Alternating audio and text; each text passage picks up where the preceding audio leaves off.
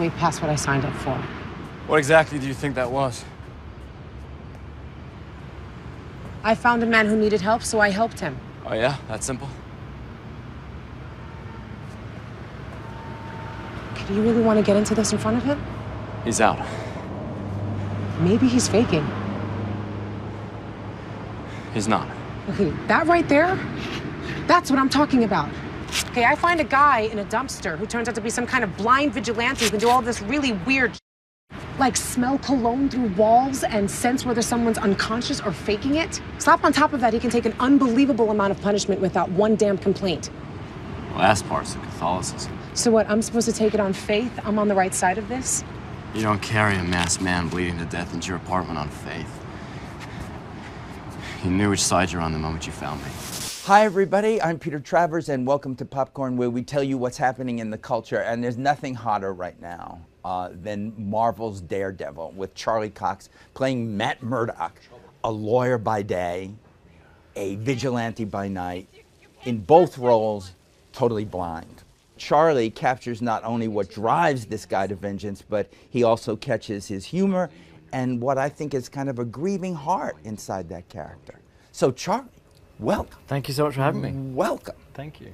So I don't know how you do it. You know, in people that binge watch this series and go through that and see what you're doing. Yeah.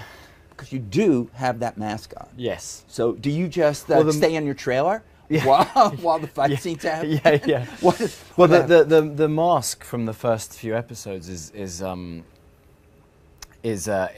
although from the outside it looks like it's a matte black and you can't see anything through it, the material is such that you can actually see quite a lot. Your depth of field is in some way impaired, but other than that, I'm able to do quite a lot of the fight sequences with that on, and I can see a good amount. Give us a little background on who and where in the Marvel Universe Daredevil comes from, and who this Matt Murdock is. Yeah, so Stan Lee and Bill Everett wrote the first Daredevil comic in 1964, and his origin story is kind of interesting. He's a young boy who grew up in Hell's Kitchen. His father was a boxer, and when crossing the road, he managed to save an old man who was crossing the road from being hit by a truck.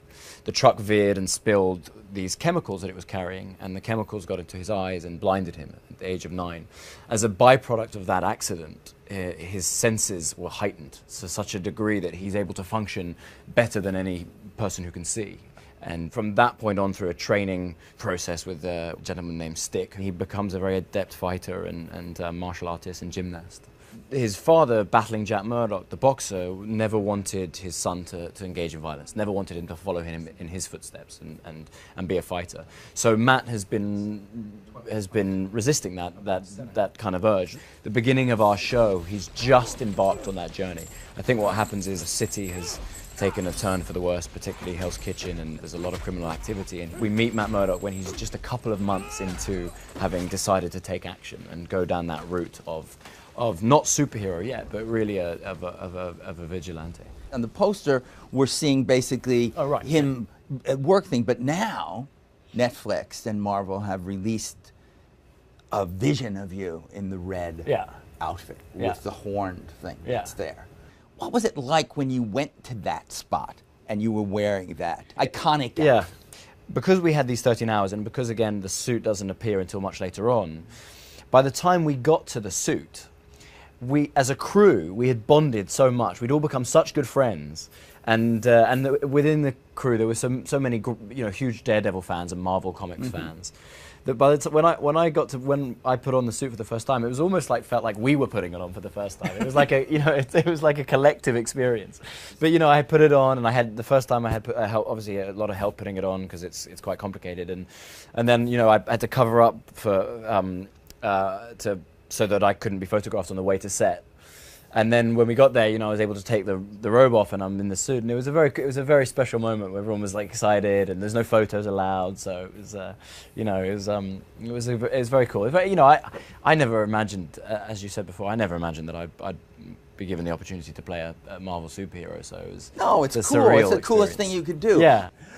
I was teasing you before about the idea of you sitting in your trailer with the fight scenes, but that is not true, because of course you had to have some stunt doubles or you wouldn't be here today. Right. Because I've seen fights. These are really hard fight scenes. Yeah.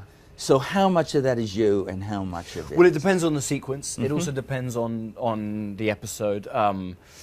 So I love the physical aspect of filmmaking. It's kind of my favorite thing. So I said to all the powers that be earlier on, I'd like to do as much as I'm allowed to do. Which at times ended up being quite a lot. I also have an incredible stunt double, a man named Chris Brewster, who's capable of doing feats that I didn't know human beings could do. And one of the great things about our show is there's no CGI. Daredevil doesn't have any superpowers per se, but what he's able to achieve with his body is what any one of us would be able to achieve. So there were many moves that only a very trained martial artist would be able to do. And Chris, my stunt double, did all of them. But the sequences are long and intricate, and a lot of them, we wanted to keep it very real. So a lot of the fight scenes are two people just trying to hit each other rather than very, very, very fancy moves. So I was able to learn, 6 to 10 moves at a time, and we would film those 6 to 10 moves, and then you forget it and you go on to the next section. Have you incorporated those moves into your real life, Walking around the Real Hell's Kitchen? Can you intimidate somebody? I don't. I think I could probably fake intimidate someone. That's all required. The training is such that, then the fight scene is such that if I went to punch someone, I would miss them by about a foot, because that's what you learn how to do. I would love to see an actor who's been trained in the fake punching actually be in a fight. Try and do my own where sound it's effects. It's nothing's connecting. But it's that's actually another thing that's quite funny, is because when you have to do an actual fight scene, whenever you've pretended to hit someone as you're growing up or whatever, you can't help but make the noises.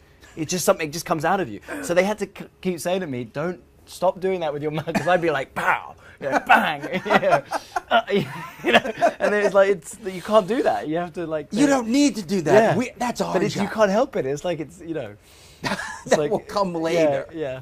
You, as now it's revealed to everyone, don't speak American. Right. You are a Brit. Yeah. Trained at the Bristol Old Vic. That's right. Yeah. And you don't walk around with this hulking physique that says, "I want him. It's got to be Charlie Cox that plays Daredevil." So how does something like that happen? Like with my whole career really, and I'm sure many actors' careers, it's been I've been in the right place at the right time, a number of times, and I've been very, very lucky. What happened with this in this scenario was that my agent sent me the audition. I put myself on tape in New York, and then I went back to the UK, and I found out they were interested in me. So I did a Skype session with Jeff Loeb, who's the head of Marvel Television. It wasn't until much later, when I'd already got the role, that I discovered that they had been interested in me because they'd seen me in another show. So they'd in another TV show I'd done over here. So what was that one? I was in Boardwalk Empire for a couple were, of seasons, and the end that you came to was not a pretty one. Yeah. A lot of people say it to me. You ended up in a box. Yeah. You did end up in the box, but you were Irish, a fighter, so I could see where maybe that would be what they would be looking for when they did this to you. Yeah. But I wanted to go back to that when you're growing up. In London? Yeah. And you decide you want to be an actor when? Well, so I went to a boarding school in the UK, and they had a very strong theatre program, and I don't really know why I got involved. I never thought of it as a career. It was as part of the school activities that you could enroll in if you fancied it, and so I went along to an audition early on, and got a small part in a play, and then the next year I got a slightly bigger part, and after we did one of the plays. A lady came up to me, and she'd retired into this town. She was living there, but she'd worked at a drama school in the UK, in London. And she came up to me afterwards and said, "Have you considered going to drama school?" And I went to my mum and dad and said, maybe I'd like to go to drama school. And they were very encouraging. They went, "Great, we'd love you to do luckily, that. Why so not?" you had some encouragement. Yeah. Friends were all saying, "You? This is not going to happen, not now." Well, it's strange because you're doing theater, you're doing that, but here, when we see you in your first big movie, it's Stardust. Right. And right away, there you are. You have Robert De Niro, Peter O'Toole, Michelle Pfeiffer, Claire Danes. Yeah, that was wild, huh? Yeah. Yeah. And talk about intimidation, or did you not feel any of that? No. Are you pretty cool about... Well, I almost think that I was kind of blissfully ignorant. I was 23, and I'd only really just been acting for a couple of years. I hadn't even completed my drama school, and kind of got an audition and got through to the final round and managed to land this role. And that was a little bit like a rabbit in the headlights, I think. You know, I just kind of had to just turn up and put one foot in front of the other and trust in the people who had hired me that they knew what they were doing. Well, before that too, you were in Al Pacino's version of Merchant of Venice too. So Pacino, De Niro. Yes.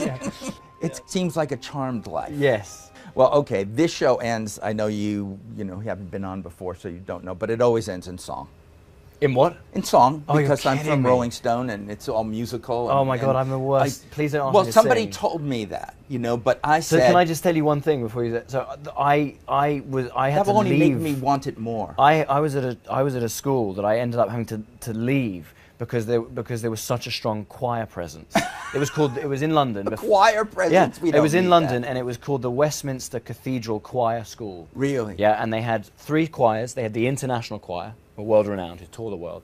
They had the national choir, and then they had the school choir.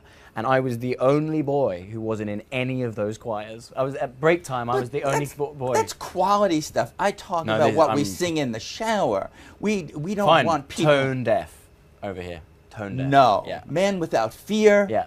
Can't. What? And you go to drama school, they always make you do it. You always have to do the Pirates of Penzance Yeah, but it or was. something. Yeah, but it doesn't mean it was nice to listen to. I'm not asking for a whole song. I just wanted that little smidgen of something. Are we do it together? I'll do it if I know what you're singing. Okay, I'm trying to remember this, but you're right. When I went to drama school, we had to sing, and in order to get into the drama school, you have to sing. And I believe I sang the first 2 lines, I think, or 3 lines of Mac the Knife.